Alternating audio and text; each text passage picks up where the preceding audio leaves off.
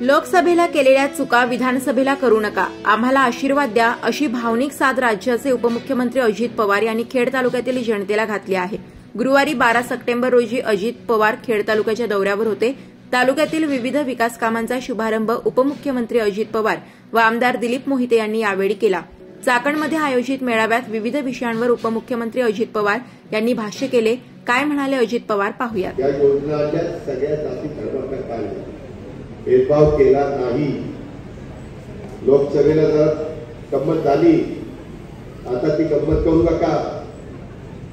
आता या सगळ्या योजना पुढे चालू ठेवायच्या म्हटलं तर महायुतीला आपण आशीर्वाद द्या, आपण पाठिंबा द्या। सगळ्यांनी मिळून त्याच्यामध्ये राष्ट्रवादी काँग्रेस आहे, शिवसेना आहे, भाजप आहे, सगळ्यांनी मिळून स्थानिक एकोपा ठेवा। आपल्या मतभेद होऊन देऊ नका। जिथं राष्ट्रवादीला जागा जाईल तिथं शिवसेना आणि भाजपला मनापासून काम करावं लागेल। जिथं शिवसेना जाईल तिथं राष्ट्रवादी आणि भाजप काम करेल, जिथं भाजपला जागा जाईल तिथं राष्ट्रवादी आणि शिवसेना काम करेल। या पद्धतीने आम्हाला केंद्राचा करोडो रुपयाचा निधी आणायचा आहे। परवा वाळवंच बंदर 75,000 कोटी रुपये, 5 लाख कोटी रुपये हे बंदराचं काम तिथं भूमिपूजन केलं। आपल्याला अजून इंडस्ट्री आणायची आहे, आपल्याला रोजगार द्यायचा आहे, त्याकरता आम्ही प्रशिक्षण देतोय। आपल्याला मुलींना शिकवायच्या, गरिबांच्या मुलींना शिकवण्याच्या करता आम्ही मदत करतोय, मोफत शिक्षण देण्याचा प्रयत्न करतोय गरिबांच्या पाठी। या सगळ्या योजना दुधाला 5 रुपये वाढवून दिले, हे सगळं समाजाच्या करता करतोय। वर्षाला 3 गॅस सिलेंडर मोफत डायरेक्ट पैसे तुमच्या अकाउंटला टाकणार आणि कुठेही भ्रष्टाचाराला जागा ठेवली नाही। सगळं आमच्या खात्यातून सरकारच्या तिजोरीतून डायरेक्ट त्या लाभार्थीच्या डीबीटीवर अकाउंटवर। तीच गोष्ट सगळ्यांच्या बाबतीत। आता माझ्या शेतकऱ्यांनी 3, 5, 7.5चं लाईट बिल भरायचं नाही। हे पुढे चालू ठेवायचं असेल तर महायुतीन आणावं लागेल। आम्ही तिथं आलो तर पुढे चालू ठेवणार ना। त्या शाळांनी मागे आठवतंय का 2003 ला माफ करू म्हणले, 2004 ला निवडून आल्यावर म्हणले माफ नाही येतात। आपण शब्दाचा पक्का आहे, अजितदादाचा वाद आहे, त्याच्यामुळं माझ्यावर विश्वास ठेवा, माझ्या बांधवांनो माझ्यावर विश्वास ठेवा।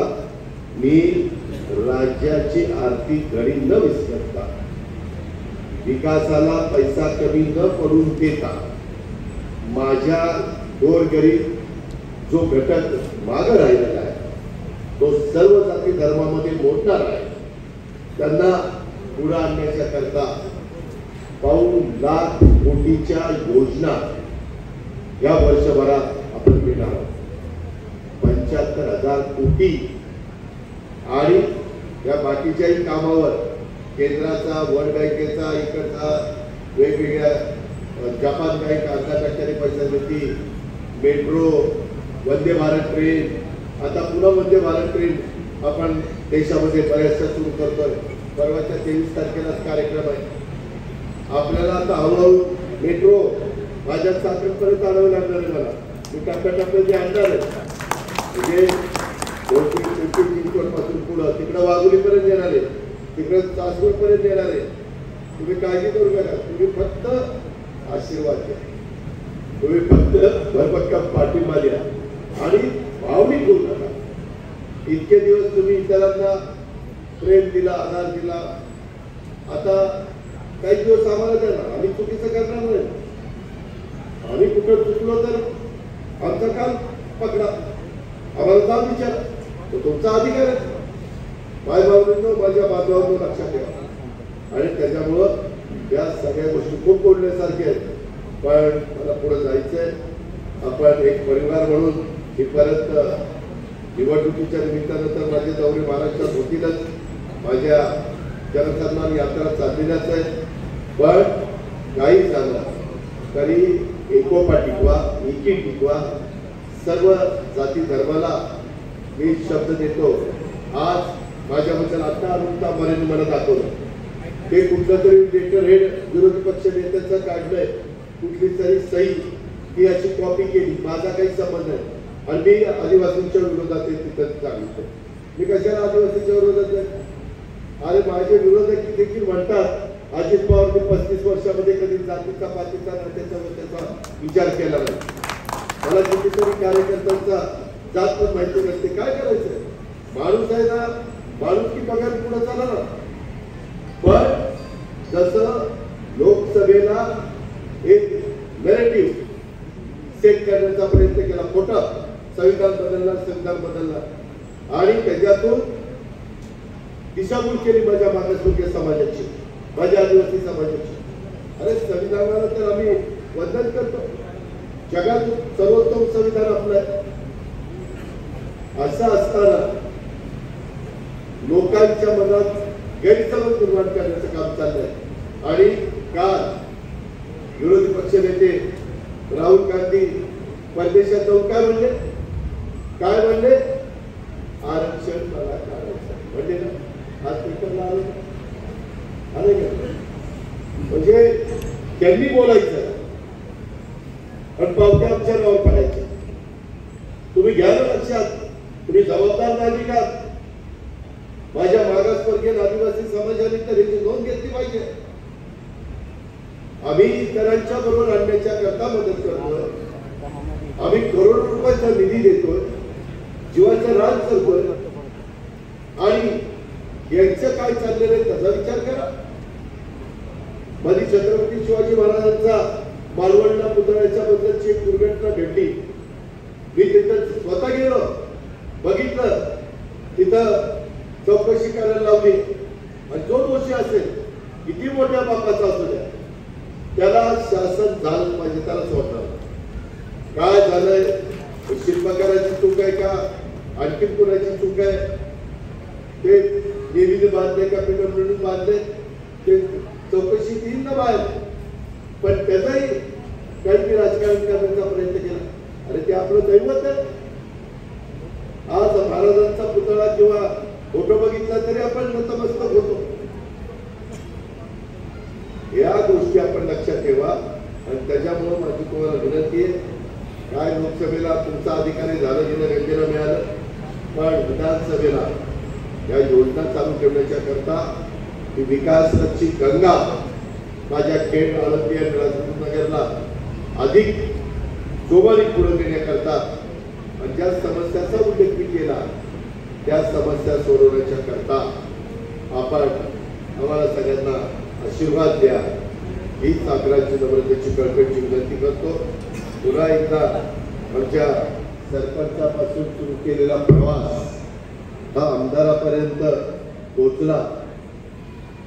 मला माहिती आहे की तुमची सगळ्यांची इच्छा आहे की आमदाराच्याही पुढे जाऊ. तुम्ही उद्याच्याला विधानसभेच्या निवडणुकीमध्ये चांगल्या मताधिक्यांनी त्यांना उद्याच्याला महायुतीचे उमेदवार म्हणून तिकीट वाटप ज्यावेळेस होईल आणि ही जागा राष्ट्रवादीला जर आली पुन्हा तुम्ही म्हणा नको अरे जाहीर करायला लागला, काय चाललंय, अजून चर्चा चाललेली आहे. अजून कुठलीच जागा जाहीर झाली नाही. पण राष्ट्रवादीला महायुतीच्या वतीने इथे मिळाली तर साधारण सगळ्यांचा कल कार्यसम्राट आमदारांना अजून एक संधी द्यावी आणि त्यांच्या मनातलं अपुरं राहिलेलं जी गाडी सरपंचापासून आमदारापर्यंत थांबली ती पुढे पण जरा दिव्यापर्यंत पोहोचली पाहिजे ही तुमची इच्छा आहे. त्याकरता माझ्या जिल्ह्याने मागच्या वेळेस मला साथ दिली, तसं खेड, राजनगर, साखरकरांना मला साथ द्या. मी गेले 30-35 वर्ष महाराष्ट्राकरता, जिल्ह्याकरता, तालुक्याकरता प्रयत्न करतोय, झटतोय. आज माझ्या पंतप्रधान मोदी साहेब किंवा अमित भाई यांच्या सगळ्यांच्या ओळखी आहेत. केंद्रात त्यांचं सरकार आहे, एनडीएचं सरकार असताना तिसऱ्यांदा ते आलेलं आहे आणि त्या सरकारमध्ये काम ते करतायत. तिथलाही पैसा आपल्याला पाहिजे। आज मी ज्यावेळेस आत्ताच गणरायाचं दर्शन घेण्याच्या करता आपले अमित शहा होते त्यावेळेस मी त्यांना सांगितलं की अमित भाई काही करा, माझ्या महाराष्ट्रातल्या कांदा उत्पादक शेतकऱ्यांची मनापासून मागणी आहे की आता निर्यात बंदी झाली नाही पाहिजे आणि ही निर्यात बंदी न होण्याकरता राष्ट्रवादी काँग्रेस पक्ष त्याचा सर्वस्व पणाला लावेल, तुम्ही काही काळजी करू नका। एवढंच नाही, कापूस, सोयाबीन, ऊस या पिकांना पण चांगला दर मिळाला पाहिजे आणि जिथं कुठं अतिवृष्टी झाली तिथल्याही माझ्या शेतकऱ्यांना सावरता आलं पाहिजे, उभं राहता आलं पाहिजे, त्यांना मदत झाली पाहिजे, त्यांचे पंचनामे झाले पाहिजे। त्या प्रकारची कामं दुधाचा धंदा आहे, अरुण जिल्हा दूध संघाचा डायरेक्टर आहे, तिथं आम्ही 5 रुपये अनुदान सुरू केलं। बाबांनो, आम्ही शेवटी शेतकरी, तुम्ही पण अनेक जण शेतकरी। आता दिलीपराव मोहिते पाटील बोलत होते तेव्हा इतके लोक जवळ बसून मला फोटो काढून घेत होते आणि मी पण त्यांना विचारत होतो धंदा पाणी, त्याच्यातले बहुतेक जण म्हणले दादा आपले बेर व्हायचे, कुणाचे 3 लाख स्क्वेअर फीट, कुणाचे 2 लाख आणि ह्याच्यात तुम्ही 2 पैसे कमवता। कारण चांगला व्यवसाय करा, चांगला व्यवसायाच्या करता जिथं अडचणी येतील तिथं तुमच्या पाठीशी अजित पवार दिलीप मोहिते पाटील उभा, काळजी करू नका। पण दुपारी आता सगळ्या पोलीस प्रमुखांना बोलवलेलं, मला आल्यानंतर जरा वाईट बातमी माझ्या मायमाऊलींनी सांगितली। संत ज्ञानेश्वर महाराजांची आळंदी प्रसिद्ध, तिकडं देहू तुकाराम महाराजांच्या नावाने प्रसिद्ध आणि चुकीचे धंदे, 2 नंबरचे धंदे तिथं चालतात आळंदीमध्ये, काही वेडेवाकडे प्रकार चालतात। एवढा मोठा माझा वारकरी समाज तिथे येतो, आपण तिथे गेल्यानंतर समाधीचं दर्शन घेतल्याशिवाय तिथं नतमस्तक झाल्याशिवाय पुढे जात नाही। आत्ताही मला सकाळी जायचं होतं, पण दिलीपराव मला म्हणले परवा तुम्ही आला तेव्हा 2 तास लोकांना अडवलं, म्हणजे अजित पवार VIP म्हणून त्याला ट्रीटमेंट आणि 2 तास इतरांच्या दर्शन थांबवलं। लोक नाराज होतात, लोक म्हणतात ही कोण नाका काही शिकवली फुटली काय, त्याच्याकरता 2 तास आम्ही थांबायचं, त्याच्याकरता मी बाहेरूनच समाधीचं दर्शन घेतलं। म्हणलं माझ्यामुळं इतर माझ्या वारकरी समाजातल्या किंवा भाविकांना भक्तांना दर्शनाला अडचण येऊ नये अशी माझी मनापासूनची इच्छा आणि त्या पद्धतीनं आपण सगळेजण वागतोय। पण तिथं जे काही 2 नंबरचे धंदे चाललेले आहेत ते मी आज दुपारी सांगणार आहे, नाही जर बंद झाले तर मी खरंच कोणाला तरी डिसमिस करेन किंवा ऍक्शन घेईन, त्याच्यामध्ये आता सोडणार नाही। शेवटी पोलिसांना सांगितलं, पोलिसांना मला आता पुण्याच्या स्थितीने सांगितलं मला 7 पोलीस स्टेशन पाहिजे, मी काल त्यांची 7 पोलीस स्टेशन मंजूर केले। चौबेंनी सांगितलं इथल्या स्थितीने 4 पोलीस स्टेशन पाहिजे, 4 पोलीस स्टेशन त्यांच्या हाती मंजूर केली। आम्हाला गाड्या नव्या पाहिजे, गाड्यांना तुम्हाला आश्चर्य वाटेल पुणे, पिंपरी चिंचवड आणि ग्रामीण विभाग जवळपास 50 कोटी रुपये 2-3 वर्षात गाड्यांना दिले, कारण गाड्या चांगल्या पाहिजे, इतर सुविधा करतो। आणि मग असं असताना त्यांचं काम नाही कायद्याची व्यवस्था चांगली ठेवणं, 2 नंबरचे धंदे होऊन देणं, तिथं जर वेडेवाकडे प्रकार चाललेले असतील तर ते त्याच्यावर अंकुश ठेवणं। आम्ही कधी हस्तक्षेप केलाय का? आमचा राजकीय हस्तक्षेप नसतो, उलट माझा देखील कुणी चुकला तर मी म्हणतो त्याला टायरमध्ये चुकलायचा सोडू नका, किंवा सारखाच चुकत असेल तर त्याला मोक्का लावा पण सोडू नका, हे आम्ही सतत सांगतो। मी तर कधीच कुणाला पाठीशी घातले नाही 30-35 वर्ष। त्याकरता इथं जे अधिकारी आहेत त्यांनी पण त्याची नोंद घ्यावी आणि दुपारी पण मी तिथं बोलणारच आहे त्या अधिकाऱ्यांशी। त्याच्यामध्ये हे सगळं आपण पाहतोय, गेले 20 वर्ष ते त्यांच्या दिलीपराव विविध कार्यकारी सोसायटीचे संचालक आहेत, हुतात्मा गुरुनगर शिक्षण मंडळ, मुक्ताई शिक्षण प्रसारक मंडळ माध्यमातून मोहिते पाटील यांनी तालुक्याच्या शैक्षणिक विकासाचं मोलाचं योगदान दिलेलं आहे। त्याच्यामध्ये राज्य सहकारी कृषी उत्पन्न बाजार समितीचे चेअरमन होते, पुणे जिल्हा बँकेचे संचालक आहेत, राज्य कृषी पणन मंडळाचे संचालक आहेत, जिल्हा परिषद सदस्य होते. कित्येक ठिकाणी त्यांनी कामं केली. 99 पासून राष्ट्रवादीची त्यांची नाळ जोडली. 2004 मध्ये ते पहिल्यांदा आमदार झाले. त्यानंतर 14 पर्यंत सतत 10 वर्ष आमदार होते आणि 19ला तिसऱ्यांदा विधानसभेत तुमच्या सगळ्यांचं प्रतिनिधित्व करण्याची संधी तुम्ही त्यांना दिली. त्यांच्या उज्ज्वल कारकिर्दीसाठी आणि उत्तम आरोग्यासाठी आणि दीर्घ आयुष्यासाठी मी त्यांना मनापासून शुभेच्छा देतो. मागं अतिशय सावलीप्रमाणे सौभाग्यवती सुरेखाताई मोहिते त्या आमच्या भगिनी पण उभ्या राहिल्या. त्यामुळे सगळं आमचे दिलीपराव मोहिते पाटील साहेब हे करू शकले. आक्रमक माणसाला सांभाळायचं म्हणजे काय साहजिक नाही. कारण सम्राट जरी असले तर आक्रमक आहे. तो आक्रमकपणा शांत करताना सुरेखाताईंना किती त्रास होत असेल मला, पण म्हणून मग मी सुरेखाताईंचं कौतुक करतो. साखर परिसरातल्या विकासाला सातत्याने त्यांनी प्राधान्य दिलेलं आहे. त्यांनी नेहमीच खेडवर प्रेम केलेलं आहे. माझाही पुणे जिल्ह्यावर प्रेम आहे. त्यांनी मला नेहमी आपलं मानलं. कसले राजकीय चढउतार आले तरी त्यांनी माझी साथ मला नेहमी दिली आणि त्याच्यावर मलाही वाटायचं की शेवटी कसलाही प्रसंग आला तर दिलीपराव मोहिते पाटील आपल्या पाठीशी उभे राहतात आणि त्याच्यावर राज्य सरकारची तिजोरी आपल्याकडे आहे. त्याच्यामुळं त्यांना त्यांच्या मतदारसंघाच्या विकासाच्या करता जो काही निधी लागेल तो निधी आपण कमी पडून द्यायचा नाही. हे मी सतत डोळ्यासमोर ठेवलं. डीपीडीसीचा पण निधी असेल किंवा कुठलाही निधी असेल. आणि आज पण खेड आळंदी राजूरनगरकरांना मी तुम्हाला सांगतो या बाबतीत देखील पुढत पण तुम्ही निश्चिंत राहा. साखर परिसराच्या विकासासाठी किंवा राजूरनगरच्या किंवा आळंदीच्या किंवा या मतदारसंघाच्या कधी तुम्ही अर्ध्या रात्री तरी मला हाक मारली तर मी तुमच्याकरता निश्चितपणे तुमच्या हक्केला हो द्यायला तयार जण आहात. पण गुणवत्तापूर्ण दर्जेदार ही कामं, आता रस्त्यांची कामं, उपजिल्हा रुग्णालय, माझं प्राथमिक आरोग्य केंद्र, आमचे काही पूल, ब्रिजेस, अशी सगळी जी कामं आहेत, प्रशासकीय इमारत आता होणारी, ही सगळी कामं मात्र दर्जेदार झाली पाहिजे.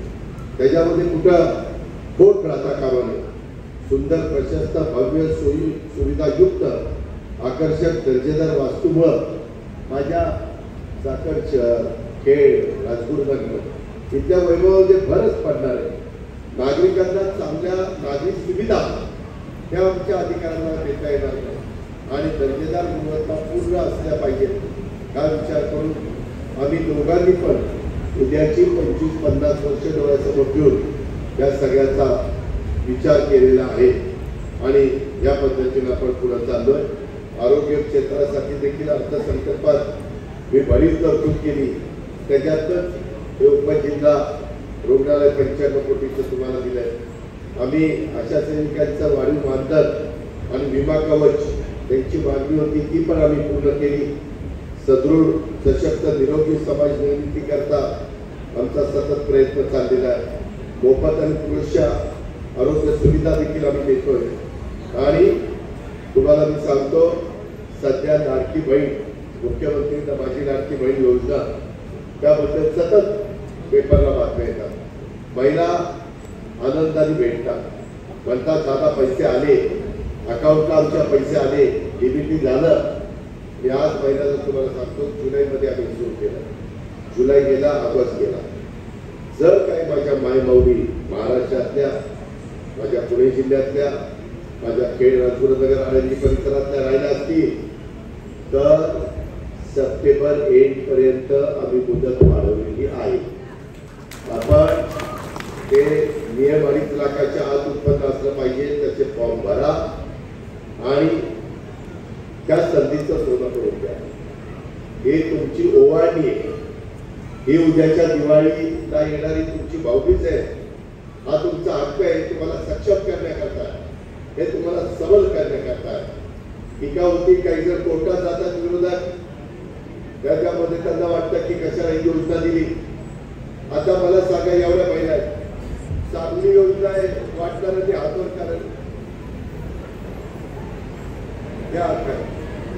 आणि ही योजना चांगली नाही वाटणार ते हातवर कारण काही एक पण. आणि काय त्या विरोधकांना काय झालंय कुणाला माहिती, हे असंच आहे हे तसंच आहे. की आम्ही शेतकऱ्यांना पण 3, 5, 7.5 रुपयाला मोफत वीज केली. हे कसं काय केलं, कसं काय केलं म्हणजे काय केलं. त्याच्यामध्ये आम्ही सगळं बजेट डोळ्यासमोर ठेवून केलं. हे आर्थिक तुम्हाला माहिती आहे. मी पण 32-33 वर्षाला तुमच्या पुणे जिल्हा मध्यवर्ती सहकारी बँकेचा डायरेक्टर होतो, चेअरमन होतो अनेक वर्ष. आता मी तिथे राजीनामा दिला, पण मी चांगल्या पद्धतीने चालवतो ना संस्था. माझा माळेगाव कारखाना भाव किती काढलाय, 3636 रुपये टनाला भाव काढला आहे. महाराष्ट्रात पुढेच आहे 3636 रुपये टनाला भाव. आता तुमचा पण जातोय तिथं बघतो ना भाव काय. आपल्या जिल्ह्यातल्या लोकांना मदत होण्याच्या करता आणि चांगलं हॉस्पिटल म्हणून काही मदत करावी, मी 5 कोटी रुपये देण्याचा निर्णय घेतला. पण नंतर मी भाषणाला उठायच्या आधी दिलीपराव म्हणाले की दादा मदत झाली पाहिजे. मी म्हटलं काही करणार आहे 5 कोटी रुपये. नाही म्हणले दादा 5 कोटी नको 10 कोटी करा, कारण आमच्या गोरगरिबांच्या लोकांना टाटा हॉस्पिटलला मुंबईला जायला तिथं जागा मिळत नाही, जाता येत नाही, राहण्याची सोय नाही. तर तुम्ही ते त्या पद्धतीनं करा. आणि मी मागाशी तिथं जाहीर केलं, तुमच्या देखत पण जाहीर करतो, त्यांना 10 कोटी रुपये आपण एक फुलाची पाकळी, चांगलं हॉस्पिटल आणि कॅन्सर मुक्त समाज करण्याचा प्रयत्न हे आमचे सहकारी तिथं करतायत. ते उपजिल्हा रुग्णालय चाकण, तिथं पहिलं 30 बेडचं रुग्णालय होतं. आता आपण तिथं 100 बेडचं रुग्णालय करतोय. 95 कोटी रुपयाची इमारत करतोय. तिथं काही रेसिडेन्शियल पण पॅरामेडिकल स्टाफ आणि डॉक्टरांच्या करता करतोय. प्लॅन मी आता बघितला, पुढं डोक्यात आहे.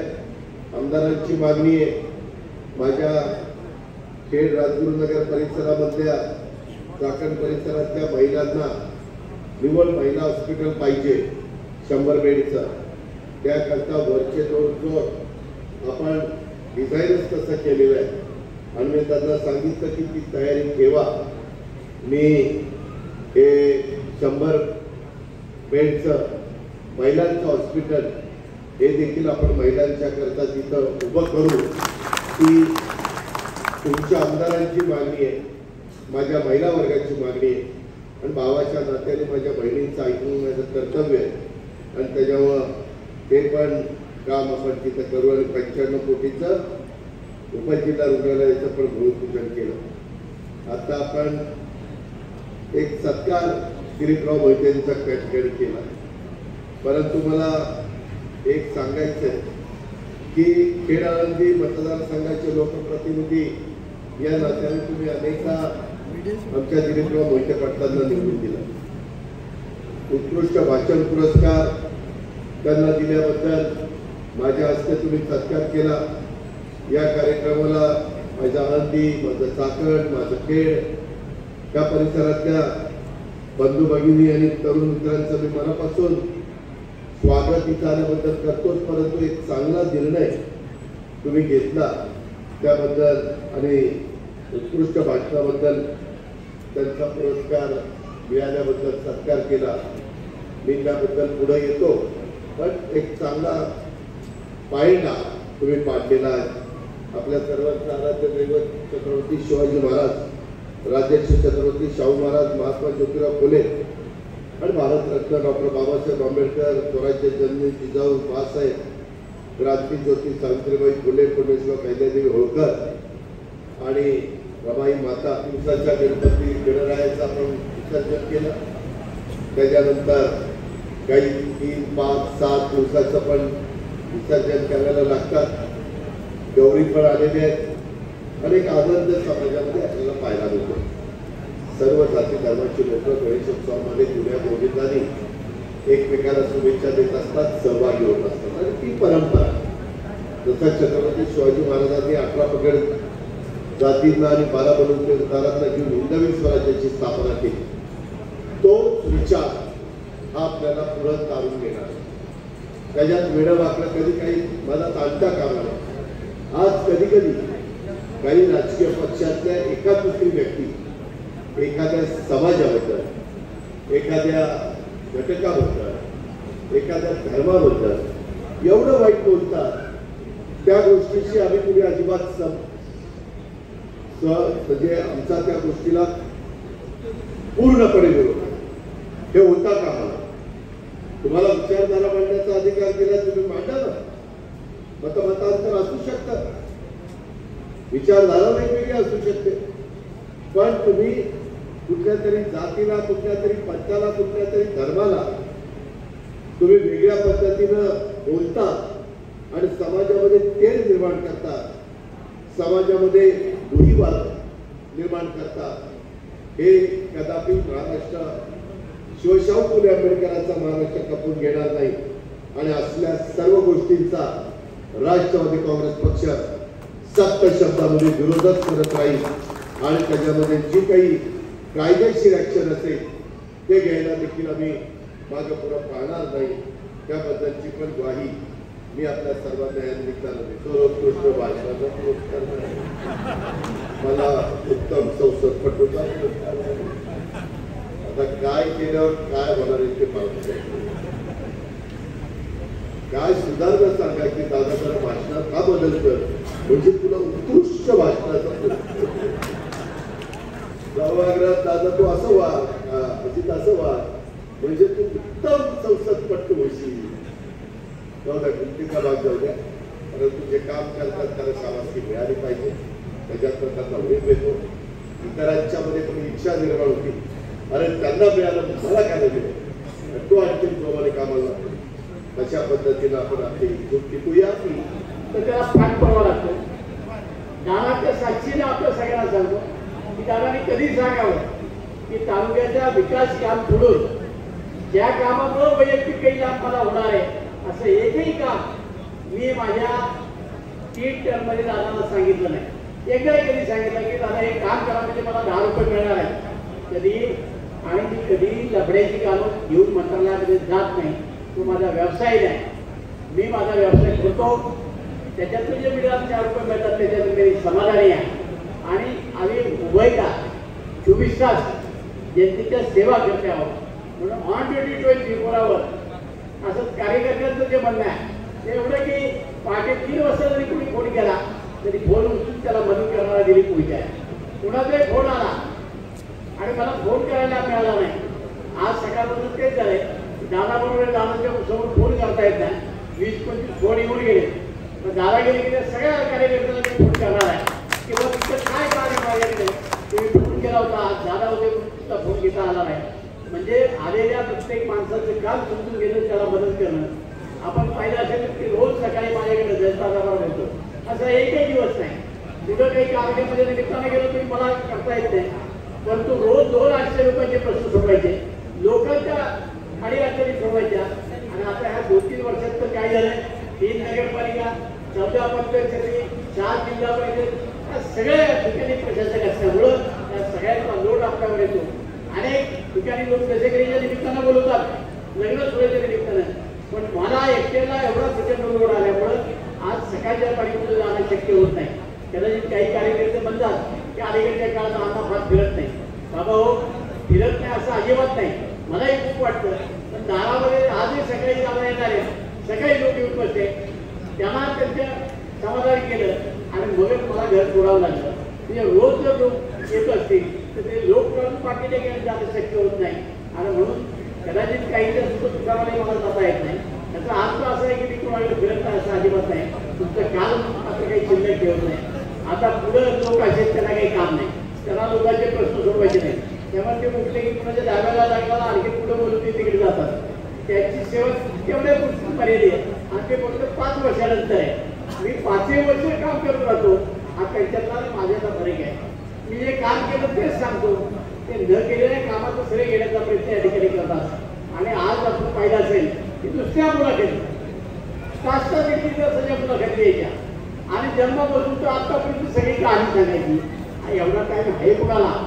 आता माहिती आहे आपल्याला की रिअल नावाचे 2 सेकंद 20-25 सेकंद एवढी ऐकायची वेळ लोकांकडे आहे. लोक आता जास्त बसत नाही.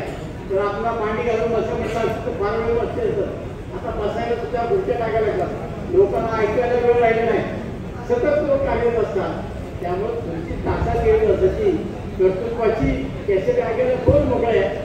आणि माझं तो मध्ये मला काही कॅसेट सांगायची गरज नाही. मी ज्या ज्या गावात गेलोय त्या गावातल्या प्रत्येक माणसाला माहिती आहे की माझ्या गावचा रस्ता केला कोणी, माझ्या गावचा पूल केला कोणी, माझ्या गावची अंगणवाडी कोणी बांधली, शाळा कोणी बांधली, सगळं त्याला माहिती असतं.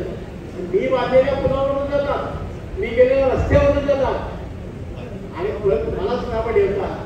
माझी विनंती त्यांना एवढीच बाबा हो, मला नावं ठेवण्यापेक्षा तुम्ही काय ठेवलं ते सांगा आणि भविष्यामध्ये तुम्ही काय करणार ते एकदा जनतेला सांगा.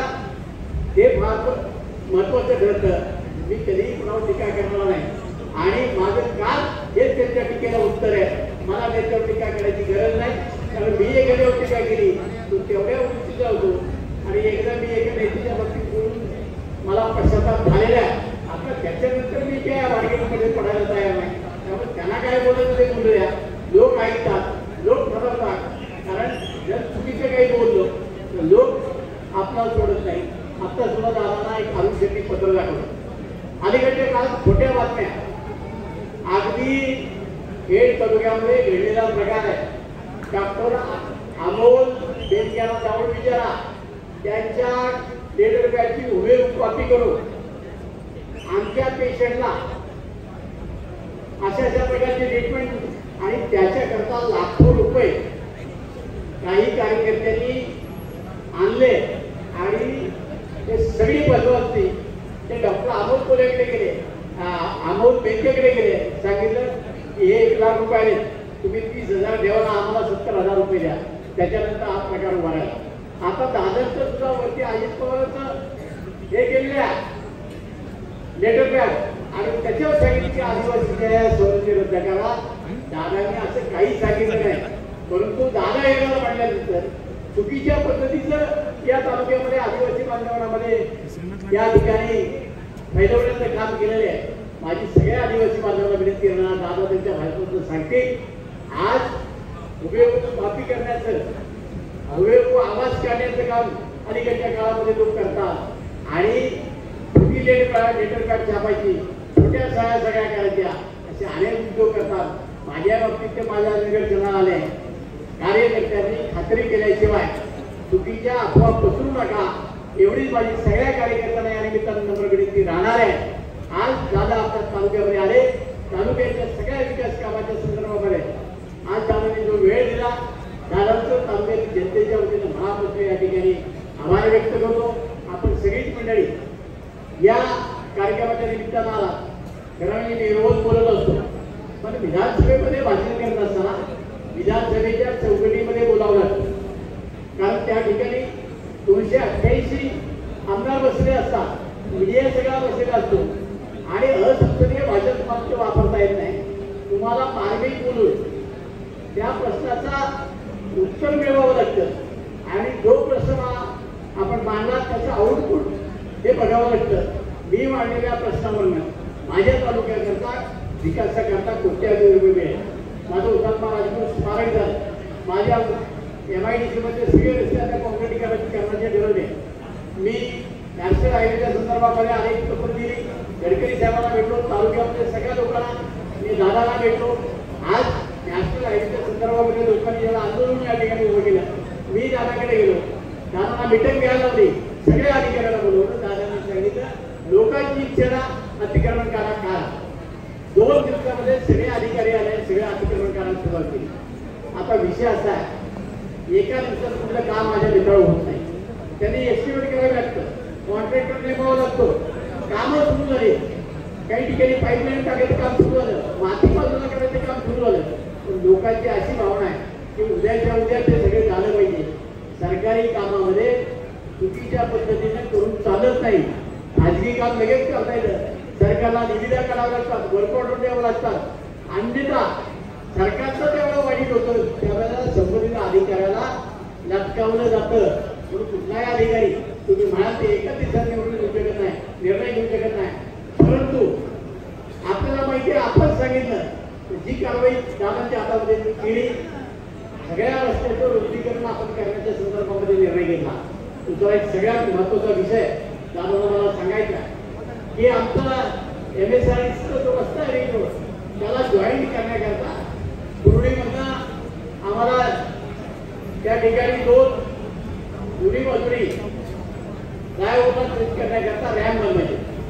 ते रॅम्प जे बनवत असताना पूर्वी जेवढी रुंदी होती तेवढीच रुंदी असली, त्याच्यापेक्षा जास्त रुंदी करू नये अशी आमच्या पूर्वीतल्या सगळ्या केवढी पूर्वीच्या परिसराच्या लोकांची कार्यकर्त्याची आहे. आम्हाला कबूल केलं त्या लोकांनी आणि आता काल बोलत असताना अधिकचं बोलण्याचा प्रयत्न केला. दादा लोकांच्या भावना एवढ्या तीव्र आहेत. काही कार्यकर्ते म्हणतात असं जर झालं तर आम्ही आत्मदहन करू, आत्महत्या करू, कारण आमच्या उपजीविकेत तेवढंच साधन शिल्लक आहे. माझी आपल्याला एवढी विनंती राहणार आहे की माझ्या कार्यकर्त्यांना त्रास होणार नाही, लोकांना त्रास होणार नाही, अशा प्रकारच्या सुधारणा माझ्या तालुक्यात व्हाव्यात एवढीच अपेक्षा मी व्यक्त करतो. आणि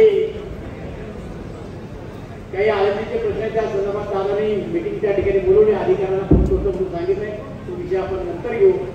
मी परत एकदा दादांचं मनापासून